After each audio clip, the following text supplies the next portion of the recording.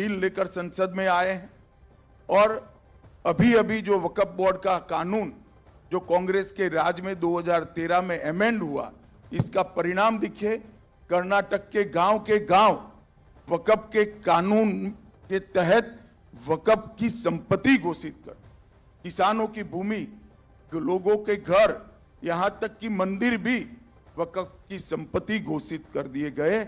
और उस कानून को उचित बदलाव के लिए जब हम लेकर आए हैं तो उसका भी ये अघाड़ी के लोग विरोध कर रहे हैं।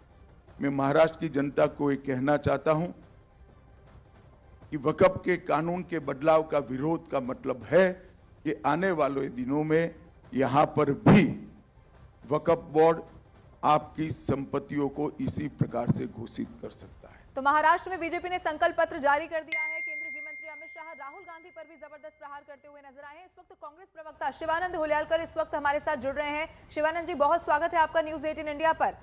बीजेपी ने संकल्प पत्र जारी कर दिया है और अब से थोड़ी देर के बाद कांग्रेस भी पूरी तरह से तैयार है घोषणा पत्र जारी करने के लिए। राहुल गांधी पर आपसे सवाल करेंगे, लेकिन आपकी प्रतिक्रिया इस घोषणा पत्र को लेकर सबसे पहले, जो संकल्प पत्र जिसे बीजेपी ने नाम दिया है। देखिए, छत्रपति शिवाजी महाराज शाहू फुले अंबेडकर इस महाराष्ट्र भूमि में आदरणीय देश के होम मिनिस्टर अमित शाह जी को कुछ भी बोलने का अधिकार नहीं है। ये सब जुमला इनका सब जुमला है ये। दूसरी बात, महाराष्ट्र में जो उद्योग धंधे सब गुजरात जा रहे हैं उस बारे में नहीं बात कर रहे हैं। वीर सावरकर की इतना इनको लगा है तो वीर सावरकर को इन्होंने भारत रत्न क्यों नहीं दिया? फिर उद्धव ठाकरे के बाला साहब ठाकरे के बारे में इनको इतना इनको चोट लगा है तो फिर उद्धव को तोड़ने का क्या जरूरत था? मराठी मानुस की हर्ट करने की क्या जरूरत था? इनका एक ही जुमला है, सब झूठ बोलना है। बेरोजगार चरम पर पहुंचे हैं, फार्मर आत्महत्या प्रमाण बढ़ गया है, बेरोजगारी बढ़ गया है, महिलाओं के अत्याचार बढ़ गया है, लॉ एंड ऑर्डर फेल्यूर है। महाराष्ट्र में पहला नंबर 1 पे थे महाराष्ट्र, आज महाराष्ट्र 10वें नंबर पर गए हुए हैं। ये दुख की बात है कहते समय।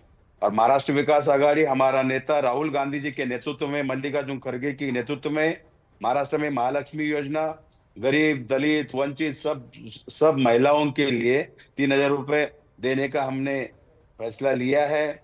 महिलाओं के लिए बस मुफ्त पूरा महाराष्ट्र में, कहीं भी अपने माता भगिनी कहीं भी जाए उनको फ्री हमने मुफ्त बस सेवा रखे हैं। दूसरी बात, शिवानंद जी आपके पास आएंगे। आपने जो कुछ भी बोला यहाँ पर, इस वक्त शहजाद पूनावाला भी हमारे साथ जुड़ रहे हैं बीजेपी से, उनसे भी यहाँ पर रिएक्शन जान लेते हैं। शहजाद पूनावाला, आपने सुना होगा शिवानंद ने यहाँ पर क्या कहा। उन्होंने कहा कि अगर इतनी ही उनको फिक्र है तो वीर सावरकर को भारत रत्न अब तक क्यों नहीं दे दिया, बाला साहिब को भारत रत्न अब तक क्यों नहीं दे दिया? क्या रिएक्शन इस पर आपका? सबसे पहले तो कांग्रेस जब अपनी गारंटी गिनाती है तो हिमाचल में 1500 रुपए कितनी महिलाओं को मिले वो भी साथ में बता दे 200 यूनिट फ्री कितना दिया वहाँ पर। यहाँ पर लाड़की बहन योजना का जो 1500 से 2100 अब कर रहे हैं उसका विरोध करते करते कांग्रेस कोर्ट गई। पर दूसरी बात, शिवानंद जी से केवल इतना बोली, शिवानंद जी तो केवल एक मात्र प्रवक्ता है, छोटे नेता है। राहुल गांधी से अधिकृत रूप से लिखवा के दे दे कि बाला साहब ठाकरे जी को और सावरकर जी को दोनों को भारत रत्न की मांग कांग्रेस पार्टी अधिकृत रूप से करती है। और जो सावरकर जी के विषय में अब तक कांग्रेस ने बोला डरपोक है, कायर है, इन